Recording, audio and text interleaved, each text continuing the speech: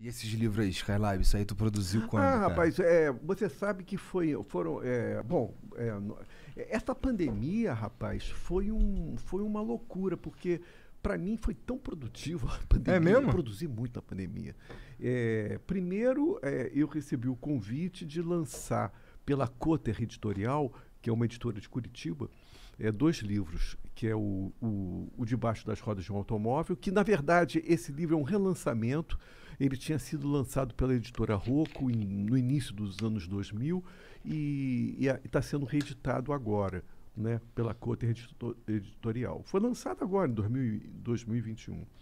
E esse aqui foi junto, foram dois livros juntos, pela Cotter Editorial também, um livro de ensaios chamado Lulismo Selvagem. Tô oferecendo, dei um autógrafo aqui para vocês. Ah, obrigado, para cara. vocês Boa. dois, tá? Pra vocês Boa. dois, Muito tá? obrigado, muito obrigado. Lulismo selvagem. A gente falou um pouco sobre o lulismo selvagem da última vez, né? Muito pouco, né? Muito pouco. Então, fale-me mais um pouco, então, sobre o que você O- considera um lulismo O selvagem. Lulismo Selvagem foi.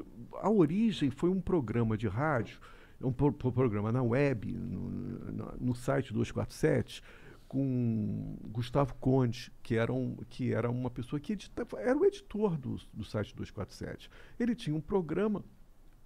E ele me convidou para fazer junto com ele o programa e nós demos o nome de Desentrevista.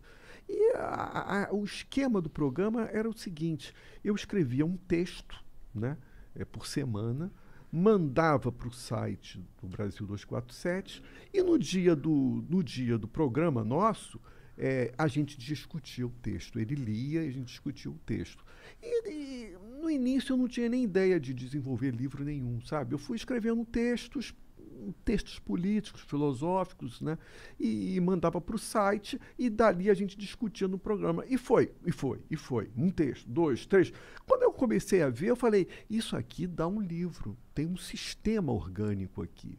Dá para fazer um livro de ensaios que foi. Ele começou. Eu comecei a escrever nas vésperas das eleições de 2018. Nas Entendi. vésperas que havia uma grande expectativa e tal. Na frustração, quando houve a derrota, né, do Haddad pro Bolsonaro, é a partir dessa frustração que os primeiros textos começaram a ser escritos e tal. Então, por exemplo, aí um dos primeiros textos do Lulismo Selvagem, eu comento uma entrevista da presidenta do PT, né, para o Juca Kfouri. Né? É uma entrevista, é um programa de entrevista. O curioso é isso depois da derrota do Haddad. Depois teve o Safatler, que também tem uma entrevista dele, que eu comento essa entrevista. E o curioso nesse livro de ensaios é que eu trabalho com uma salada de informações, no sentido, por exemplo, eu trabalho com uma entrevista. Depois eu vou para um livro, eu vou para um artigo acadêmico, depois eu vou para um filósofo famoso. Está me entendendo? Então, não há uma coisa hierárquica, né? Como, bom, eu vou me debruçar sobre Nietzsche, vou falar sobre... Não, nada disso. Eu falei de textos de filósofos que são estrelas do mundo acadêmico, falei de operários, que são pessoas que vêm da academia e que escrevem artigos, são verdadeiros operários e são muito importantes. Eu trouxe vários artigos dessas pessoas e falei de...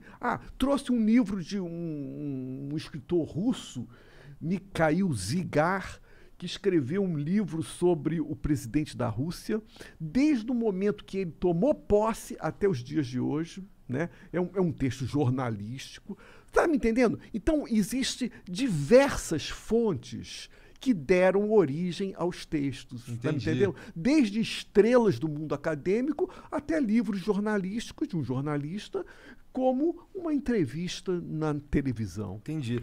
O título Lulismo Selvagem era isso que... Aham. Isso daí é porque você usa de base todos esses textos, todas essas esses filósofos, assim, tudo isso aí, todo esse material tu usa para defender um ponto de vista do mundo pelos olhos de um cara que acredita muito no ideal que o Lula defende, é isso? Veja bem, tomar muito cuidado, porque quando eu falo lulismo selvagem, eu não estou falando do lulismo clássico. Tá me entendendo? Porque se você for no PT, nos principais nomes do PT, talvez eles passem uma visão do Lula e do PT que talvez não coadune com a visão que eu coloco ali. Por exemplo, eu já coloco uma passagem que é um dos focos importantes desse livro e que talvez o PT não valorize tanto. São os movimentos de rua de 2013. Aqueles movimentos de rua de 2013 eu participei intensamente. E eu era ligado ao PT. Igual a mim, várias pessoas eram ligadas ao PT. Agora, toma cuidado que muitas pessoas hoje do PT veem naquele movimento de rua de 2013 o ovo da serpente que viria a gerar tudo isso. O fim deles no poder. Bolsonaro, esse pessoal, né, verde e amarelo, né, ali estaria, para muita gente do PT, estaria ali o ovo da serpente. Eu acho que essa é uma visão muito reducionista, não é? E eu posso te falar por mim, que vivi lá no Rio de Janeiro, e foi uma coisa extremamente intensa, entendeu? Por exemplo, estava no poder na época a Dilma. E a Dilma lá no Maracanã, eu me lembro, todo mundo chamou filha da puta, né, e tal. Mas, por exemplo, eu me lembro que naqueles movimentos de rua de 2013, o principal foco, evidente que o PT era um dos focos da crítica, evidente, né? Mas o principal foco ali era o governador do Rio de Janeiro. Entendeu? O lance da passagem. Exatamente, era o governador, era o governador e o prefeito, o Eduardo. Né? E a gente dizia mesmo, não vai ter Copa. Não vai ter Copa. Né? Então, aquele momento foi um momento... Vou tirar porque eu não estou gostando. Aquele momento foi um momento espetacular, cara, entendeu? E... Porra, vou tirar também, então foda-se. Então vamos só acompanhar. Tá doendo muito o ouvido. Quando invadiram a Assembleia Legislativa, quando quebraram aquilo, eu sempre falo da importância da invasão. Né? Evidentemente que uma invasão pode estar a serviço de más causas. Por exemplo, a invasão do Capitólio com Trump. Né? Foi uma má... Quer dizer, e a gente não sabe qual vai ser o futuro do Brasil daqui a algum tempo. A gente não sabe disso, né? Bom, a gente sabe que tudo que acontece... Assim, tem várias coisas que acontecem lá fora que acabam vindo pra cá. Né? Isso é verdade. E a gente sabe que o Bolsonaro tá louco pra dar um golpe, né? Porque ele fica falando toda hora. Se ele não tivesse, ele não ficava falando. Se bem que é burro, né? Se o cara realmente quer dar um golpe, ele não fica falando toda hora que ele vai dar, né? Eu acho que é mais um fanfarrão. Entendeu? É mais um fanfarrão, porque a pessoa, é como você falou, cão que ladra não morde. Né? Sim. Então eu acho que é mais por aí. Ele nem consegue, eu acho. E eu me lembro, viu, Igor, que ali, nesse movimento de 2013, tinha tudo. Tinha mesmo. Tinha tudo. Tinha o pessoal do PT, tinha o pessoal do PSOL e tinha as pessoas que eram contra os partidos políticos, né? Que são contra a política, né? Que eram contra a política, né? Eu diria até que ali naquele movimento tinham até integralistas. Tava tudo junto, misturado. É verdade, tava mesmo. Era um movimento de insatisfação, né? Muito grande. Eu tava... Nessa época eu trabalhava lá em Botafogo e eu lembro de pegar o metrô pra ir pra casa e o metrô entulhado de gente indo pra manifestação, pá. E o metrô tendo que fechar, né? Porque iam quebrar. Cara, isso aí. E realmente tinha de tudo. Até no local que eu trabalhava lá, as pessoas iam nas manifestações e não eram ideias... uma única ideia. Não havia uma direção. Isso, pra mim, quando eu falo em lulismo selvagem, pra mim passa por isso aí. Tá me entendendo? Entendi. Como uma rebelião sem direção, Entendeu? Uma coisa que junta todo mundo, que seria você fazer ligações como o integralismo, por exemplo, pessoa ligada ao integralismo, ou a monarquia, integrado com o pessoal ligado ao PT, o pessoal. Como é que pode isso? Isso é um absurdo. A política não... O sentido da palavra selvagem é justamente esse. Entendi, é um caos. É o caos, né? Entendi. É um caos. Agora, o que eu defendo nesse livro é que, e aí é mais uma tese polêmica, eu diria que tudo que aconteceu, inclusive o movimento verde-amarelo, que veio dar no Bolsonaro a grande fonte dessa loucura toda foi o lulismo. E eu não duvido, foi cara. O lulismo, sabe?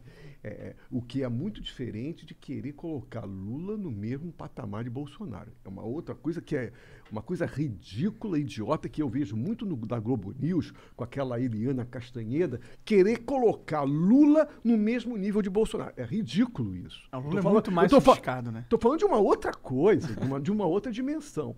O lulismo, cara, quando o Lula... Eu descrevo isso nesse livro. Quando o Lula foi eleito pela primeira vez e fez o seu ministério, o ministério do Lula foi uma loucura, cara. Porque ele pegou forças que se contradiziam na rua, lá fora e trouxe tudo para dentro. Trouxe tudo para dentro. Então tinha economia ortodoxa, pessoal ligado à economia heterodoxa. Eram movimentos completamente que estavam dentro do governo. Sabe, cara? Ele realmente tem uma habilidade política que só não dá pra negar. Eu nunca vi isso na minha vida, né? Bom, fora isso, a autoestima, né, que se produziu na população, não é?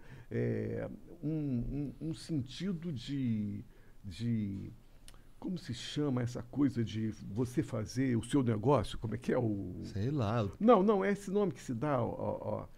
Você... Tem iniciativa? Iniciativa, mas com você ser o seu próprio patrão. Faça você mesmo. Empreendedor. Empreendedor. O sentido de empreendedor da massa, entendeu? Cada um seguia o seu desejo, cada um queria fazer o seu negócio, saca?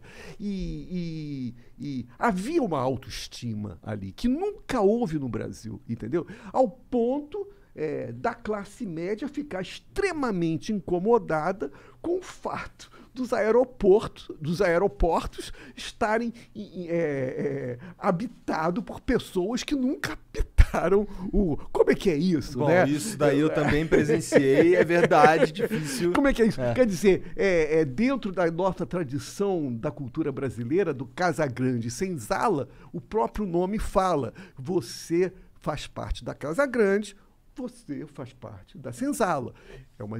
A divisão de espaços é fundamental para perguntar quem é você, né?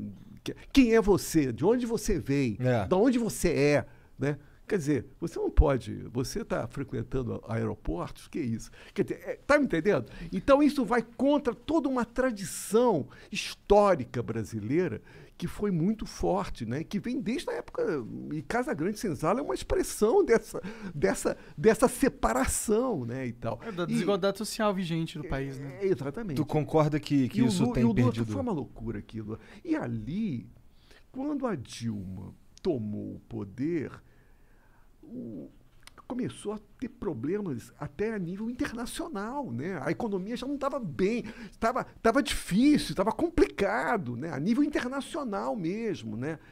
E aí teve que apertar os cintos, né? E as pessoas que tinham ascendido na época do Lula tiveram que...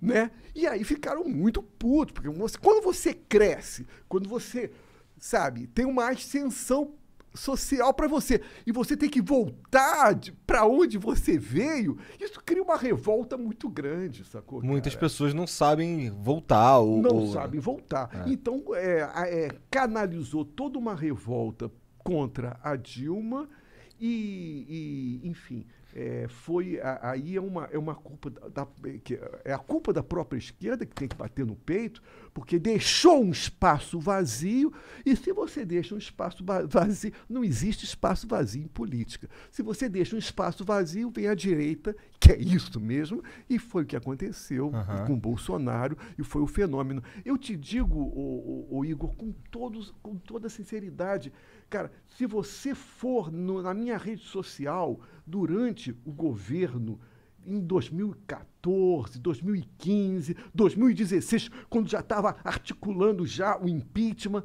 eu falava isso é um script que está sendo muito bem montado, muito bem construído. Só que, eu dizia, em todo script, você não tem um controle absoluto da coisa. O PSDB queria fazer um script, só que ele perdeu o controle, tá me entendendo? E aí, cara, eles tiveram que aguentar. Quer dizer, o Bolsonaro foi alimentado por eles, né? E eles devem ter se arrependido profundamente. Profundamente. Globo News, Rede Globo, todos. STF. O que o STF fez com Lula? Não permitiu que ele fosse ministro da Dilma, insuflou a prisão dele, confirmou um impeachment. O STF é muito responsável por essa situação. O STF criou esse monstro. Entendeu? E agora eles estão tendo que correr atrás para tentar corrigir a merda que eles fizeram. Agora, isso, eu te digo, Igor, vai lá nos meus textos, nos meus posts, era todo dia no Facebook, no Twitter, eu falava, isso é um script, isso vai dar no que vai dar mesmo. Entendeu? Então, Bolsonaro, para mim, para eles foi um susto, eles não esperavam isso. Para mim, estava claríssimo o que ia acontecer. Entendeu? Era o retorno da direita. E eles construíram, eles adubaram o solo para esse monstro que é o que nós estamos vivendo.